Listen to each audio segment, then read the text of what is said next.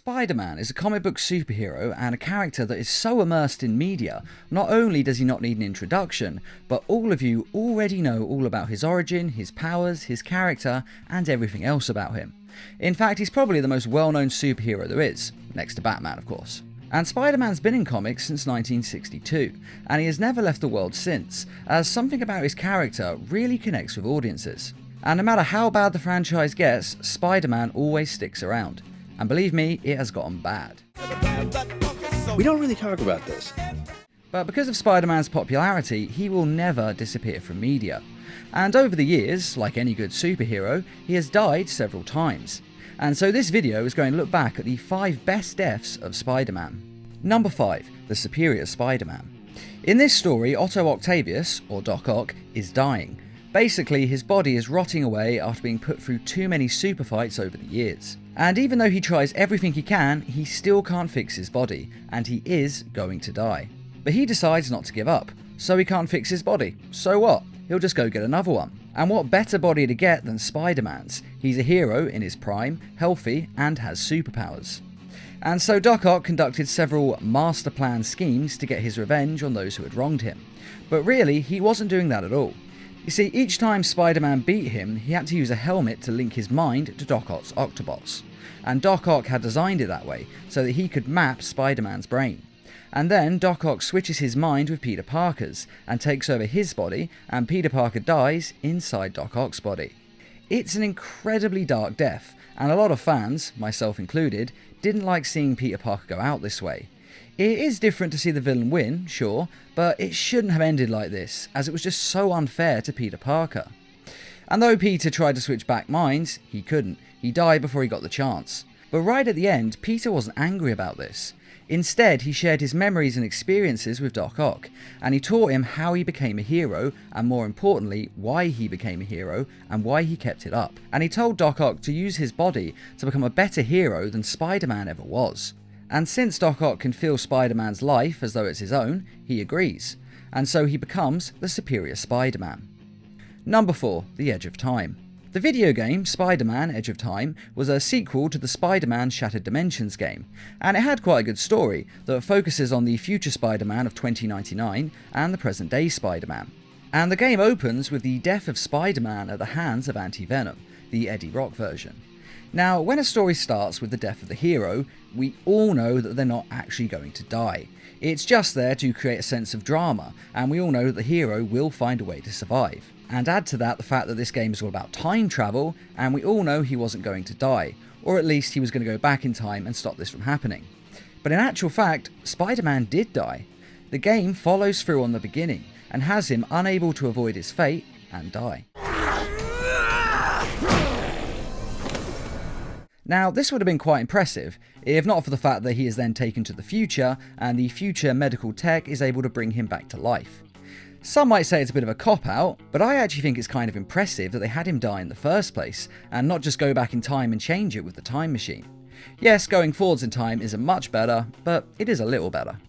And the best bit about this death is that Spider-Man knows he is going to die, and yet he still goes into the fight anyway, because it's the right thing to do, and heroes do what is right no matter the situation or the risks involved. And this really shows us Spider-Man's character, and his unwavering morals of doing what is right, even if he has to sacrifice himself in the process. Number 3, the Spider-Verse. The original Spider-Man in this universe is the one that we're most familiar with. Bitten by a spider, his Uncle Ben died, and he became one of the greatest heroes in the world. We all know the story. And he was what Spider-Man should be, a brave and bold hero who fights his best against supervillains and helps people no matter what. But unfortunately in this case, the Kingpin was able to take him out.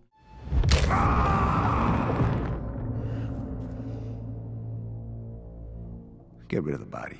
Now, he only appears briefly in this film, but he makes a great impact, especially on Miles Morales. Because Miles only becomes a hero because Spider-Man is gone and the void needs to be filled.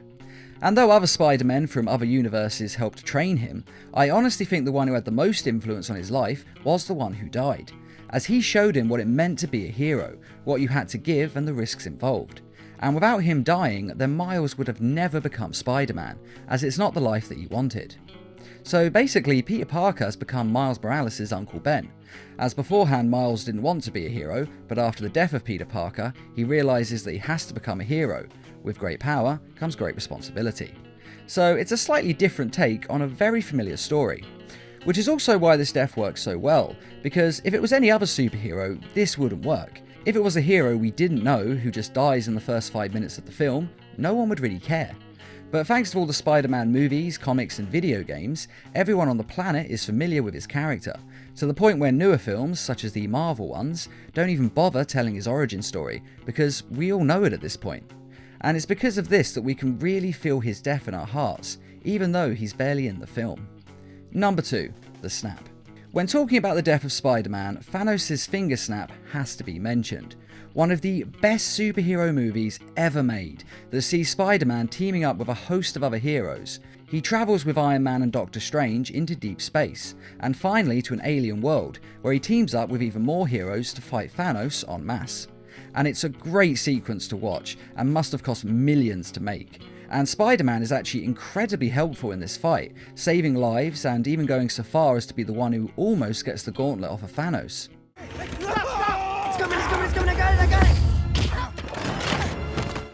But as we all know, Thanos ultimately gets all the Infinity Stones and enacts his plan of wiping out half the universe, because apparently, according to Doctor Strange, it's the only way to defeat him. But sadly, this finger snap sees Spider-Man dissolve into nothing. I don't want to go. I don't want to go, sir. Please. Please, I don't want to go. I don't want to go. And it's actually one of the more painful deaths in the film.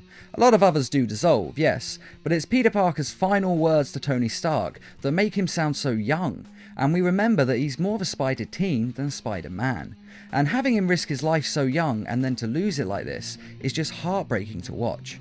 Of course, with that being said, we all know that Spider-Man will be back soon enough, as he is not only the face of the franchise, but the next Spider-Man film is already being advertised, before Spider-Man himself has even been resurrected in the MCU.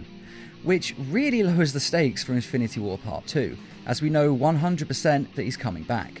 I mean, to be fair, we kinda did already, but seeing him actually advertise another film in a trailer, it's just a little bit tacky. They could have waited a few more months. But even when we take that into account, it's still a great death, and one of the more memorable out of everyone else who died in that film. And without a doubt, it's the death of Spider-Man that audiences are now the most familiar with. And though it may seem a bit simple, as it's just Thanos snapping his fingers, don't forget that finger snap was a decade in the making. Number 1. Ultimate Spider-Man. Now, this is widely considered to be the best Spider-Man death that we've ever seen, and for good reason. In the Ultimate Universe, Spider-Man is still the Peter Parker that we know and love, though he's a little bit younger in this version. But he's a hero with the same powers and pretty much the same past. And in this universe, the Sinister Six have broken out of prison and are coming for Peter Parker. Not Spider-Man, but Peter Parker, as they know who he is and more importantly, where he lives. Now, Peter manages to get Aunt May and Gwen Stacy out of their home and to safety, and then he heads off for the confrontation with the villains. And his end really begins on the way there when he takes a bullet intended for Captain America. And obviously a bullet wound is the last thing he needs when he has to go fight some of the most powerful supervillains in the world. But he is Spider-Man, and so he manages to work up the strength to stand. Now, he can't go to a hospital without giving away his identity, so instead he webs his wounds as closed as possible and gets web-slinging home. He could have obviously gone somewhere else to get patched up, but he desperately needs to get home because he's scared they're going to hurt innocent civilians. And I have to say that doing all of that with a bullet wound takes a willpower made of iron. And then when he arrives home, there is a truly epic showdown, which sees Electro, Sandman, Vulture, Kraven and Norman Osborn versus Spider-Man and the Human Torch and Iceman, who at this point in that universe have been living with Peter Parker. Now, you may have noticed I only listed 5 of the Sinister Six there, and that's because Norman Osborn has killed Dr. Octavius. When the Doc said that he didn't want to waste time killing Spider-Man, he just wanted to get on with his life. But the fight with the Sinister Five still has quite a few eventful moments. But my favourite moment is without a doubt when Aunt May returns, gun in hand, and guns down Electro.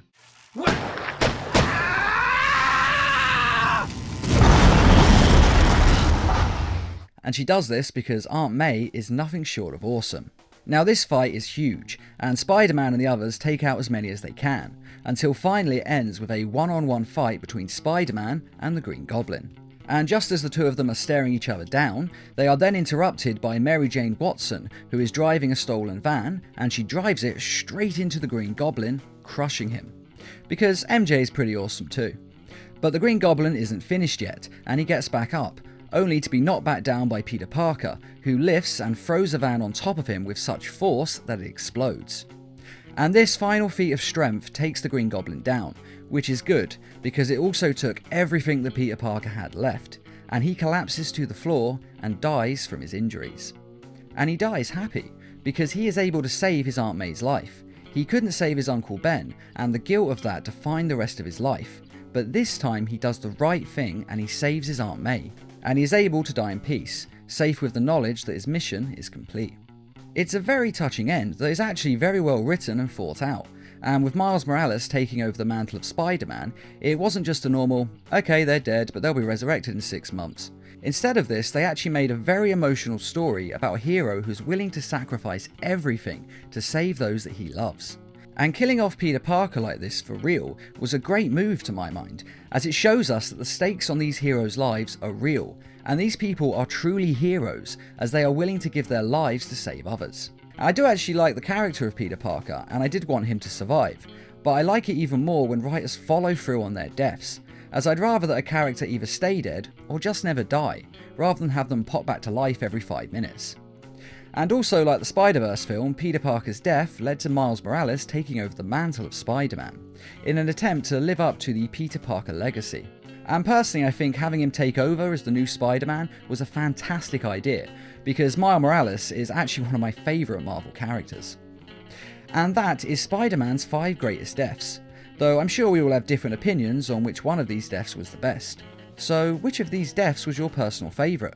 And are there any other Spider-Man deaths that you think should have been on this list? Be sure to let us know in the comments, and I'd just like to say a quick thank you to those who made this video possible by donating to the Needlemass Productions page on Patreon. And as always, thanks for watching, and feel free to subscribe, share, like, and comment.